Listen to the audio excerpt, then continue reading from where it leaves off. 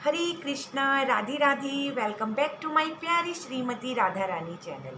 तो हम इसमें पढ़ रहे हैं प्रपाद लीलामृत और भाग 1 अध्याय हमारा 18 चल रहा था, जिसे हम आधा कंप्लीट कर चुके थे। मैंने पहले ही बताया था इसे हम 2 भागों में पढ़ेंगे ताकि अच्छे से पूरे चैप्टर को कवर कर सकें। तो अब हम इसका आगे का भाग लेंगे। तो इस अध्याय का नाम है कार्य आरंभ। तो चलिए बढ़ते हैं अपने अध्याय आगे की तरफ। तो अधिकतर प्रपात जी जो है अपने कमरे में कार्यों में मग्न रहते थे और अपने छोटे से टाइपराइटर पर जुटे रहते थे। ज़्यादातर संस्कृत से जो अंग्रेज़ी में अनुवाद करते थे उन पर जो है कार्य करते रहते थे। और जो समय था उनका सवेरे का समय था, जिसमें वो ज़्यादातर रत रहते थे और अपने सारे कार्य समय पर करते थे। एक बार 9 बजे थे और श्रोता मंडली जो है स्वामी जी के समक्ष में बैठी थी और कीर्तन ख़त्म हुआ था, व्याख्यान भी ख़त्म हो चुका था। तो प्रपात जी ने एक लड़के से एक एप्पल मंगवाया और वो एप्पल अपने हाथों में लिया। तो सभी देखने लगे कि प्रपात जी जो है इस एप्पल का क्या करेंगे। तो प्रपात जी ने देखते ही देखते उस एप्पल का एक टुकड़े, 2, 3, 4 और बहुत से टुकड़े कर दिए और वहाँ पर बैठे हुए सभी जितने भी श्रोता लोग थे उन सभी को बांट दिए। प्रपात जी के पास जो भी अवेलेबल होता था प्रसाद के रूप में प्रपात जी उसको ज़रूर बांटते थे। एक बार ऐसा हुआ कि एक हिप्पी जो है प्रपात जी के जो है रूम में एंटर करता है और प्रपात जी उस टाइम पे बैठे होते हैं, व्याख्यान दे रहे होते हैं और उसने बहुत ज़्यादा एलएसडी का जो सेवन है, जो यानी कि नशे का सेवन कर रखा होता है और वो प्रपात जी के बिल्कुल पास में आके बैठ जाता है और ऊंचाई पर बैठकर कहता है कि घोषणा करता है कि देखो मैं ईश्वर हूँ, देखो मैं ईश्वर हूँ। तो प्रपात जी उसके हाथ जोड़ते हैं और कहते हैं हाँ भाई तुम ईश्वर हो, तो अब ईश्वर चले जाओ यहाँ से, प्रपात जी कहते हैं। और वो जब ऐसे कहते हैं तो वो भी उठता है और चला जाता है। तो ये सब देखकर जो है वहाँ के जो श्रोता बैठे होते हैं वो हंसने लगते हैं। कुछ लोग स्वामी जी के संदेश को हृदय में ग्रहण करने लगे थे। जो वहाँ पे लोग आते थे वो प्रपात जी की जो बातें हैं उन्हें अपने दिल में जो है उतारते थे। और जो अब प्रपात जी हैं सोच रहे थे अपनी सोसाइटी को इस्कॉन नाम से पुकारेंगे। प्रपात जी ने अपनी जो संस्था है उसका नाम जो है क्या रखा, इस्कॉन। और इस्कॉन को पूरा जो इस्कॉन का जो नाम है वो है international society for God conscious. किंतु प्रपात जी का आग्रह कृष्ण कॉन्शियस पर था, इसलिए उन्होंने गॉड के नाम पर रखा, ईश्वर के नाम पर।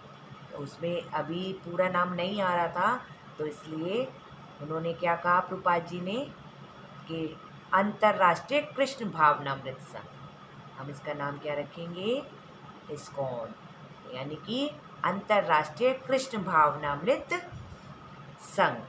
हर कस्बे और हर गांव में इसे फैलाया जाएगा, कृष्ण कॉन्शियस। तो श्रीमान जो गोल्ड स्मिथ थे उन्होंने जो है इस्कॉन की जो है इस्कॉन का रजिस्ट्रेशन करने के लिए वहाँ पे जो लोग आए हुए थे उनसे सिग्नेचर के लिए कहा और सभी ने जो है वहाँ पर जो आए हुए थे उन सभी ने सिग्नेचर किए उस पर और वहाँ पर सभी बैठे हुए खुश हो गए। तो इस्कॉन का जो पंजीकरण है वो कुछ उद्देश्यों पे हुआ था। प्रपात जी ने जो है कुछ विचारधाराएं थी जो कहा और वो कुछ 7 बिंदु थी और वो क्या थी और प्रपात जी ने क्या क्या कहा था। एक, इस्कॉन में क्या होंगे, अंतर्राष्ट्रीय कृष्ण भावनामृत संघ के 7 उद्देश्य। नंबर 1, गीता, भागवत, चैतन्य चरितामृत, रामायण आदि सभी का प्रचार करना, आध्यात्मिक ज्ञान का प्रचार करना, विश्व में शांति स्थापित करना, संतुलन बनाए रखना। दूसरा, कृष्ण भावनामृत, जो कृष्ण भावनामृत का जो प्रसार करना है उसे सही रूप से उद्घटित करना। तीसरा, पूरा संघ मिलकर कार्य करेगा एक साथ। चौथा, महाप्रभु के संकीर्तन आंदोलन का प्रचार करना, महामंत्र का प्रचार करना। पांचवा, कृष्ण के पवित्र स्थानों को उजागर करना। छठा, सीधा सिंपल जीवन जीना और सादा खाना, सादा पहनना। सातवां, पुस्तकों का वितरण करना, ज़्यादा से ज़्यादा पुस्तक वितरण करना। तो ये थे प्रभुपाद जी के 7 जो है उद्देश्य जब इस्कॉन संस्था का जो है पंजीकरण हुआ। तो जब इस्कॉन संस्था बनी तो ये 7 उद्देश्य थे प्रभुपाद जी के, जो आज तक सभी निभा रहे हैं। प्रचार एक ऐसा शब्द है जिसका उपयोग प्रभुपाद बार बार करते थे। चैतन्य महाप्रभु ने समस्त दक्षिण भारत में घूमकर प्रचार किया था और उन्होंने हजारों लोगों को अपने साथ भावता संकीर्तन के लिए प्रेरित किया था। भगवान बुद्ध ने प्रचार किया था, ईसा मसीह ने भी प्रचार किया था, और अभी जो है हमारे गुरु महाराज जो प्रभुपाद जी हैं वो भी प्रचार कर रहे थे। कहाँ? पाश्चात्य देशों में जा जाकर। तो हमें ऐसे ही सब जगह प्रचार जो है करनी चाहिए और करनी चाहिए। प्रभुपाद ने लगभग 2 महीने अपने उस एकांत कमरे में कक्षाएं ली और वही कमरा था जहाँ वे टाइप करते थे और अतिथियों से मिलते थे। उनकी वाणी की ध्वनि, सूर्य उदय की बेला, हम कुछ मिनटों के लिए कीर्तन करते, धीरे धीरे तालियां बजाते, जब स्वामी जी प्रवचन देते तो हम उसमें वशीभूत हो जाया करते। प्रभुपाद जी जो भी बताते थे उसमें वो रत रहते थे। कौन? जो प्रभुपाद जी के शिष्य थे। प्रभुपाद जी अपने शिष्यों के पास बैठते और देखते वो कैसी सजावट करते हैं और उन्हें समझाते। मंदिर में अब एक छोटा सा स्टोर फ्रंट था और वहाँ जिसमें प्रकाश बहुत मंद था, उसकी सजावट के बहुत सारे सामान भारत के थे और प्रभुपाद जी ये देख के बेहद खुश थे। उन्होंने क्या करा, उनके जो शिष्य थे उन्होंने बैगनी कलर के पर्दे लगाए और नारंगी कलर के जो है पर्दे टांगे, मतलब बहुत से कलर के पर्दे टांगे। उन्होंने एक छोटी सी वेदी बनाई और जिस पे राधा कृष्ण का एक विशाल जो चित्र है उसे लगाया। हाँ, मतलब उन्होंने एक सुंदर उस स्टोर फ्रंट को मंदिर का जो है पूरा एक चित्र दे दिया, नाम दे दिया। वहाँ पर उन्होंने बहुत सुंदर तरीके से जो है अपना सारा कार्यक्रम करा।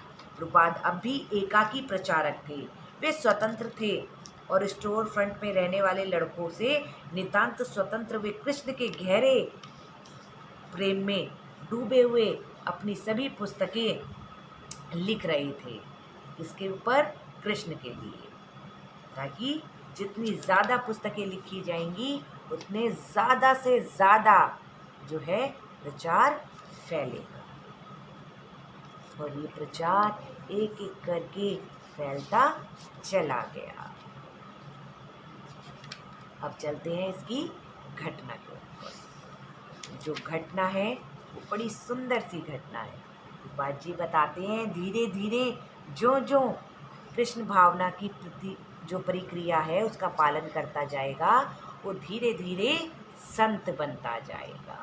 आदत जो है दूसरा स्वभाव कैसे बन जाती है, इस विषय में एक कहानी भी जो है प्रभुपाद जी ने अपने शिष्यों को समझाई।